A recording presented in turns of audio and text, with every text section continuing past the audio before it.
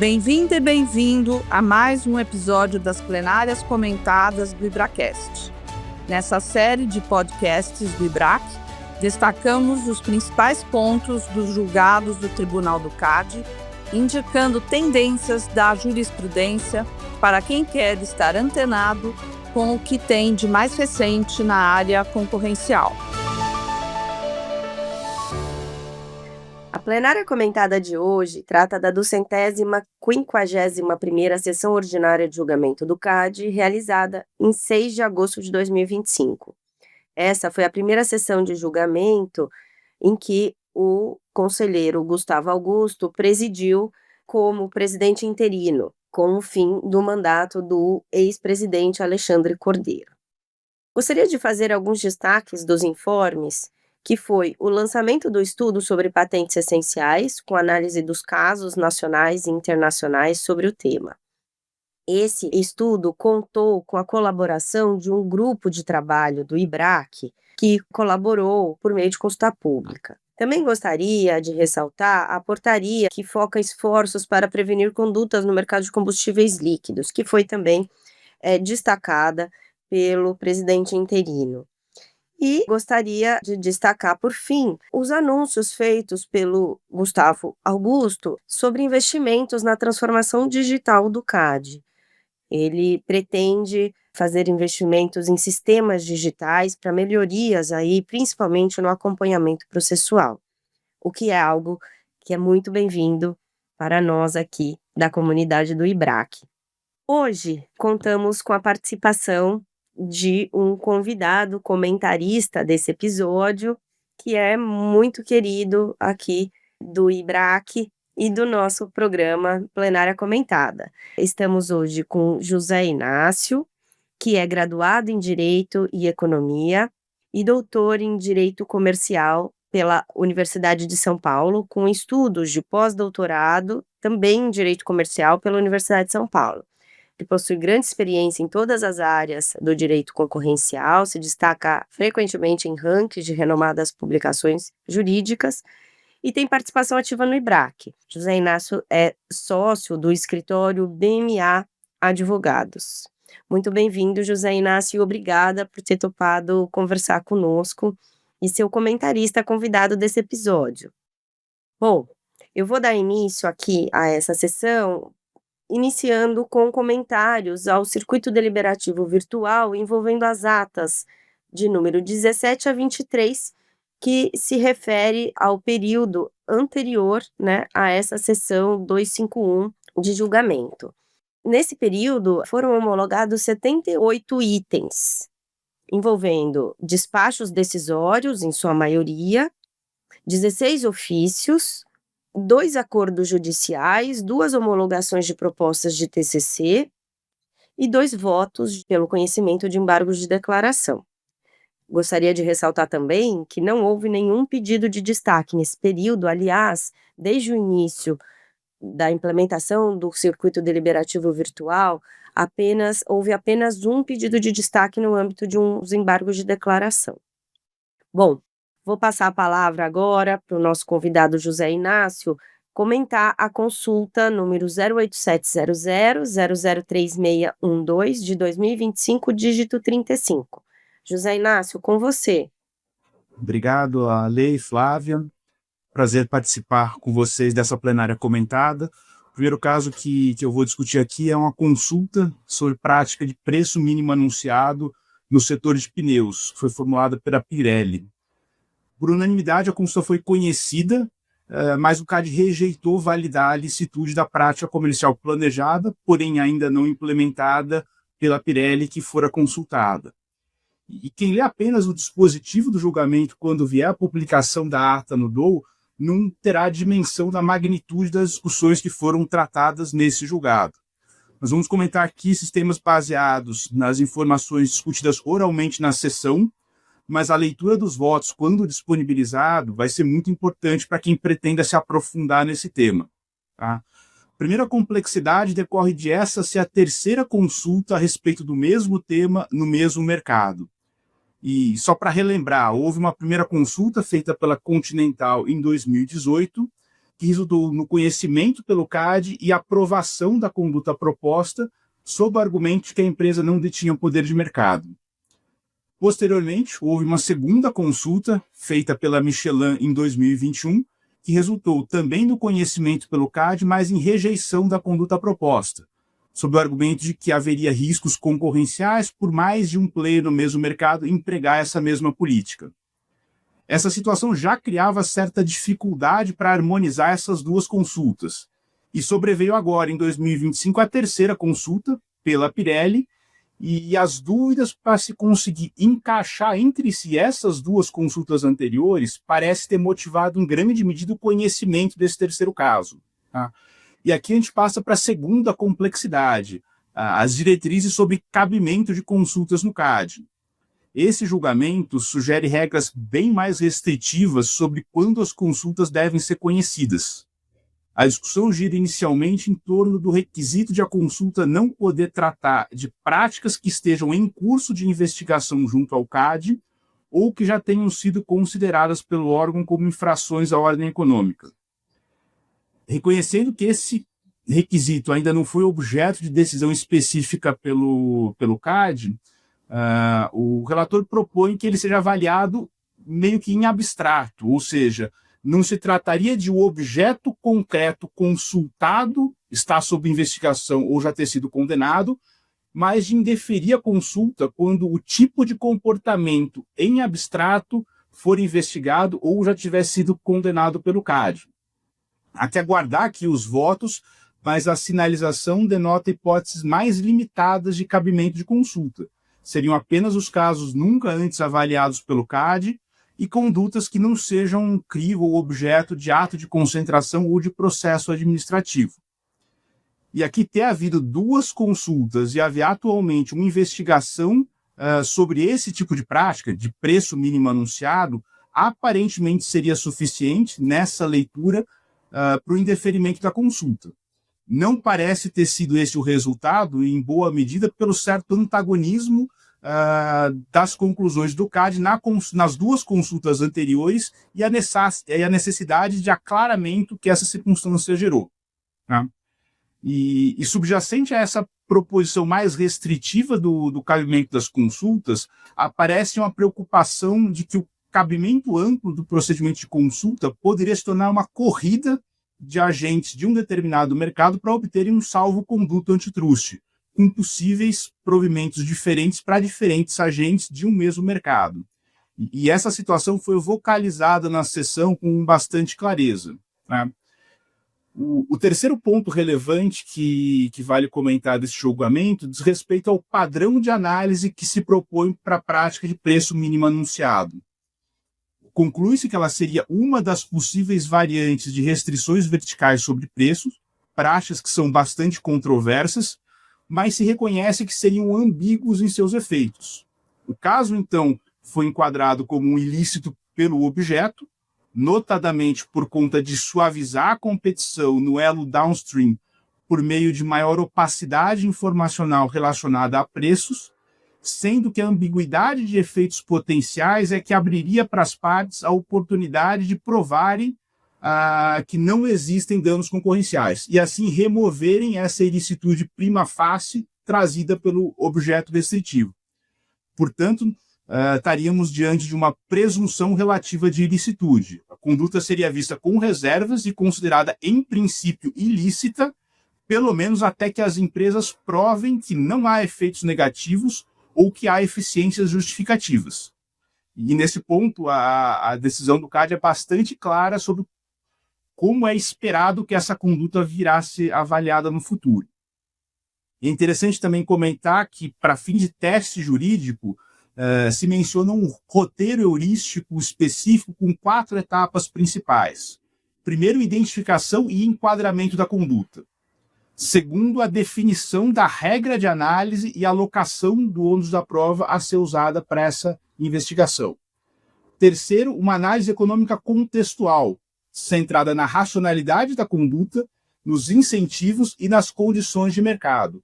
E o quarto passo, as considerações sobre justificativas pró-competitivas.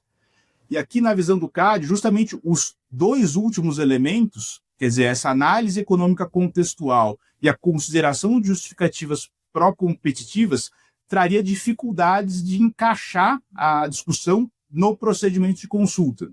Tá? E essa necessidade de análise pormenorizada dos elementos contextuais para chegar à decisão final demandaria instrução, o que limita o cabimento da consulta para investigações como essa. Tá? E interessante ainda que é descartada também a ideia de possíveis safe harbors definidos apenas com base em participações de mercado, feitos sem instrução e sem análise detalhada dessas condições de mercado em contraditório. Aqui o segundo ângulo que parece ir contra o uso da consulta para esse tema, mas ao final o resultado das consultas anteriores, algo ambivalente entre si, e a necessidade de esclarecimentos pelo CAD pesou para a decisão concreta de conhecimento. A rejeição do ateste de legalidade pareceu muito ancorada nessa necessidade de produzir as provas conceituais, as provas contextuais, que dependiam de instrução do feito. Tá? E para concluir, além do voto do relator, do conselheiro Diogo Thompson, haverá também votos vogais do conselheiro Vitor Fernandes e do presidente Gustavo Freitas. Todos eles vão ser muito importantes para entender, em definitivo, os encaminhamentos do CAD. Mas certamente esse precedente vai ser muito importante tanto sobre cabimento de consultas quanto sobre o padrão de análise de restrições verticais referentes a preço. Obrigado, Zé Inácio. Realmente é uma consulta muito interessante, um tema controvertido, com várias outras duas consultas que talvez não tivessem deixado claro qual que era o posicionamento do tribunal em relação ao assunto. E vamos ver como é que o conteúdo desses votos, mas realmente eles mudam o posicionamento do CAD até em relação aos limites da própria consulta, né? E acho interessante, até pego um gancho para o caso que eu vou comentar, que é o processo administrativo final 1180 de 2015, que ele também fala dessa presunção relativa de ilicitude. Então, o meu caso também trata disso. O julgamento que eu vou tratar do Tribunal do CAD é em um processo administrativo que trata até de um tema recorrente no direito concorrencial e para o CAD, que é quando a divulgação de preços deixa de ser uma prática legítima de transparência e passa a ser um instrumento para coordenar condutas. Esse julgado ele pode impactar de maneira importante a forma como operadoras de planos de saúde negociam preços de medicamentos com os hospitais. O processo foi relatado pelo conselheiro Diogo Thompson e ele analisou a publicação de tabelas de preços de medicamentos e materiais hospitalares por revistas especializadas e o seu uso nas negociações entre prestadores de serviço e operadoras de plano de saúde. A investigação concluiu que essas publicações são referência para o teto de preços de determinados medicamentos e reconheceu que, de fato, elas contribuem para a transparência do mercado. Então, o CAD concluiu neste caso que a simples divulgação das tabelas pelas editoras não configura necessariamente ilícito concorrencial. O problema do caso, a conduta anticompetitiva, surgiu quando sindicatos e associações representativas de hospitais não se limitaram a informar a existência das tabelas. Então, há comunicados internos, circulares enviados aos associados, atas de reuniões, e-mails e outras provas, em que o CAD entende que esses documentos demonstram que os sindicatos recomendaram explicitamente que seus associados adotassem os valores das tabelas como base de negociação com as operadoras, acrescidos de um percentual adicional pré-definido. Essas orientações eram reiteradas, segundo o CAD, e dirigidas a um universo amplo de prestadores, e segundo documentos e estudos do DE, fez um estudo sobre o assunto, mais de 80% dos contratos com as operadoras de planos de saúde utilizavam uma dessas tabelas como referência. E aí, além de tudo isso, em muitos dos casos, os itens, os produtos não estavam sujeitos a tetos de preço regulatório, o que criava espaço para preços de referência, inclusive inflados.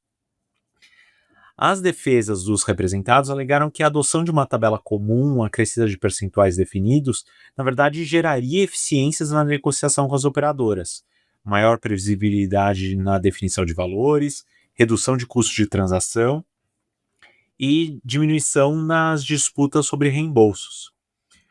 O relator do caso, o conselheiro Diogo, reconheceu que, em tese, tais benefícios podem existir, especialmente em mercados complexos e com grandes assimetrias de informação, como é o mercado analisado. Entretanto, o conselheiro ponderou que, no caso concreto, essas potenciais eficiências não foram demonstradas de forma robusta e poderiam ser alcançadas por meio menos restritivos à concorrência, sem necessidade de uniformização de preços entre os prestadores. O conselheiro Diogo enquadrou, então, e aqui conversa um pouco com o teu caso, Zé Inácio, enquadrou a conduta como ilícita pelo objeto, mas com presunção relativa de ilicitude. E aqui vale explicar que essa presunção relativa significa que o CAD parte do entendimento de que a conduta é ilícita, mas admite provas em contrário. Ou seja, o ônus é da parte investigada para demonstrar que a conduta teve efeitos pró-competitivos e capaz de afastar uma condenação. No caso, o CAD avaliou vários fatores sobre a tabela, inclusive se a tabela era obrigatória ou facultativa, se tratava de preços mínimos ou máximos, o grau de influência das entidades sobre os associados e eventual respaldo regulatório, até por conta da tabela CIMED. Ao final, ele concluiu que havia influência significativa e direcionada, acompanhada de convergência de preços após a emissão das orientações. A decisão afastou a responsabilidade das editoras que divulgavam os preços, mas condenou as entidades representativas, determinando o fim da prática e o envio de cópias do processo para a Anvisa, MPF, CEAI. Inclusive, recomendou à Superintendência Geral que avaliasse novas apurações sobre outras tabelas e outras condutas parecidas. Eu acho que esse caso ele reforça 3 pontos centrais para quem atua no setor. Publicar preços exigidos por regulação não é necessariamente ilícito, mas induzir que todos negociem a partir dessa publicação de preços pode ser considerado um ilícito concorrencial. Portanto, esse é o segundo ponto, entidades de classe devem ter cautela na hora de recomendar preços, ainda que apresentados como mera referência, porque isso pode ser considerado uma influência indevida na precificação e uma coordenação.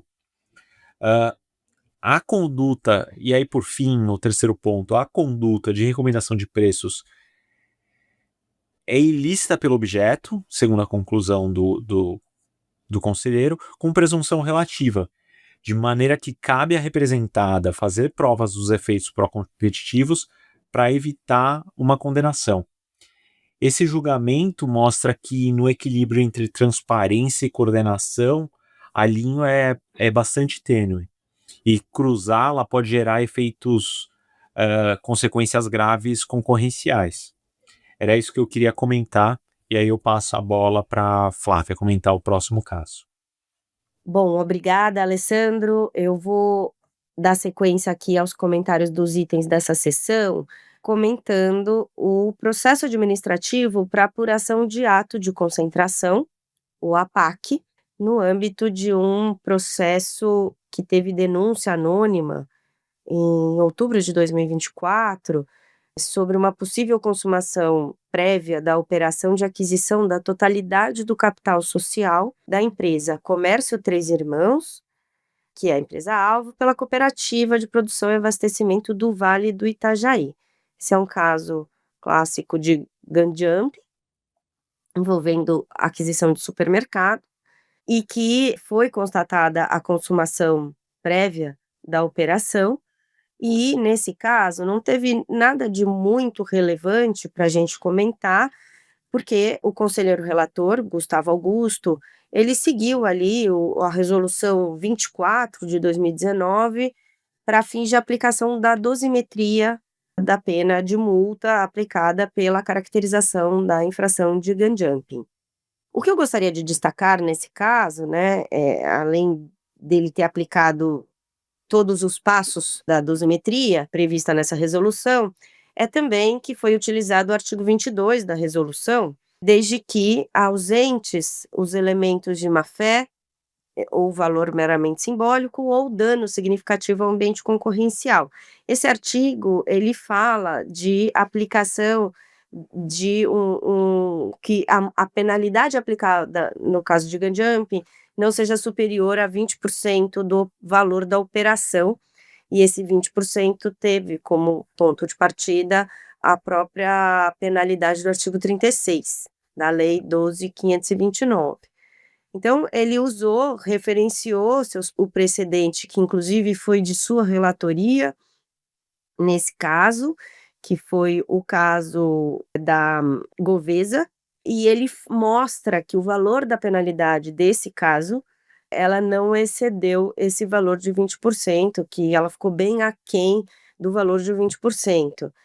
Então, ele fez essa referência, né, à jurisprudência, o valor do pagamento ficou na quantia de R$ 388.169,33, que deverá ser pago em parcela única ao Fundo de Direitos Difusos.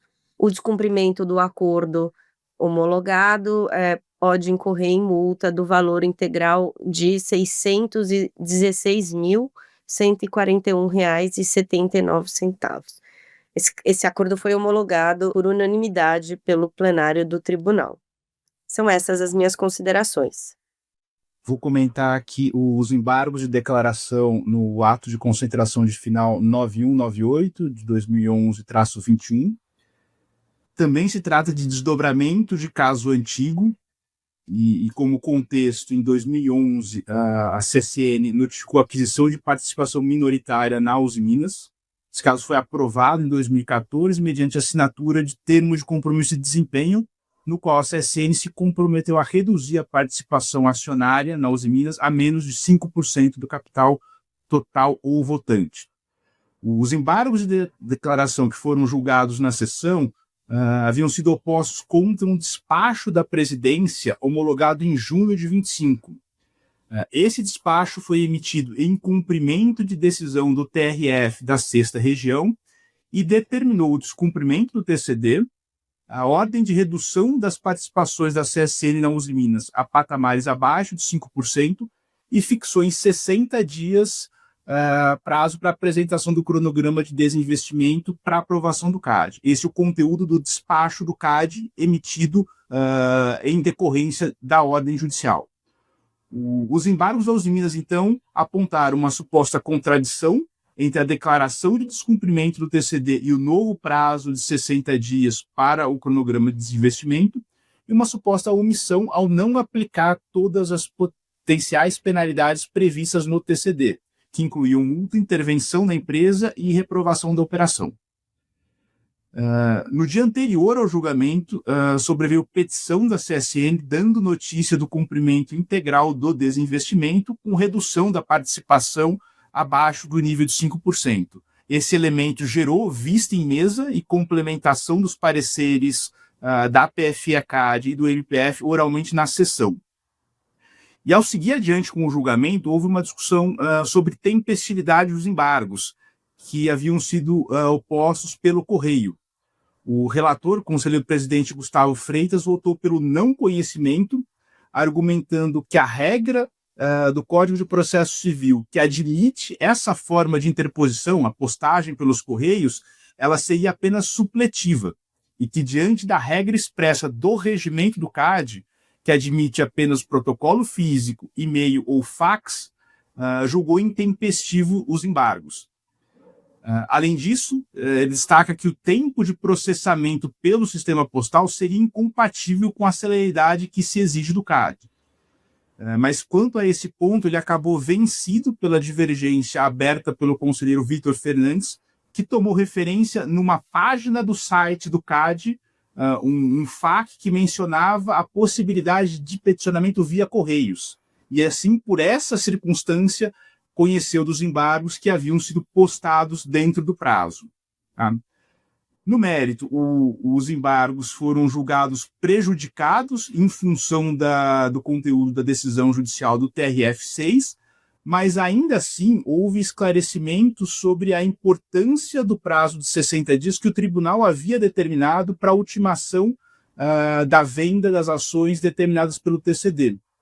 Então, o relator traz, com base em dados de negociação histórica das ações e considerando a baixa liquidez de alguns tipos de ações, destaca que era essencial estabelecer algum tipo de planejamento para essas vendas, o que explicava a prudência do CAD ao editar o despacho embargado com esse prazo que permitisse a viabilidade da venda das ações e não causasse danos ao mercado de capital. Embora não tenha sido expresso no dispositivo de julgamento, pareceu que o adimplemento noticiado no dia anterior teve um relevo aí para a decisão, em especial para afastar outras sanções previstas no TCD, como a intervenção. E apesar de julgar os embargos prejudicados, o CAD determinou que a unidade de cumprimento de decisões apure o valor da multa potencialmente aplicável nos termos do TCD e apresente esse resultado no prazo de 5 dias, considerando inclusive os parâmetros da decisão judicial. E ainda que também não tenha constado do dispositivo, os debates orais mencionam também a necessidade de respeito ao contraditório e a ampla defesa, assim como a própria necessidade da UCD certificar mesmo o cumprimento que foi noticiado nos autos, inclusive de que o comprador das ações não seja do mesmo grupo econômico, da CSN. Então, o eventual descumprimento do TCD e o valor da eventual multa ficaram ainda pendentes de decisões definitivas do CAD. Então, agora é aguardar o próximo capítulo com o retorno da UCD sobre o cálculo da multa, para o CAD, então, seguir com as discussões sobre cabimento ou não de multa e a avaliação final sobre essa circunstância. Bom, estamos chegando ao fim aqui do episódio de hoje. E gostaria de agradecer imensamente a participação do nosso convidado, que contribuiu muito para as reflexões sobre as votações dessa sessão de julgamento. Então, muito obrigada, José Inácio, por ter topado participar do nosso programa. Até a próxima. Queria agradecer imensamente por ter aceitado o convite em participar do nosso podcast das plenárias comentadas. Você é um parceiro de longa data, a gente trabalha em muitos casos juntos, no mesmo lado, de lado opostos, e é sempre um prazer encontrar com você em todos esses casos. Então, e agora nas plenárias comentadas, comentando casos importantes que vão determinar o futuro do direito concorrencial aqui no Brasil. Obrigado, viu, Zé Inácio, por ter aceitado. Obrigado, Flávia, obrigado, Alê, pela oportunidade. Tenho acompanhado constantemente as edições das plenárias comentadas e é um prazer poder participar dessa edição. Contem comigo para novas participações, especialmente quando os temas voltarem à discussão, que aparentemente devemos ter desdobramentos ainda dessa mesma sessão. Então, contem comigo. Este foi mais um episódio da plenária comentada do IBRAcast, o podcast do IBRAC, disponível no Spotify e YouTube. Eu sou Flávia Chiquito, diretora de Relações Institucionais do IBRAC e responsável pelo IBRAcast. E eu sou o Alessandro Jacalha, coordenador deste programa. Agradecemos a equipe de edição e comunicação da plenária comentada, Luciano Costa e Maria Dolores. Ficamos por aqui. Até o próximo episódio.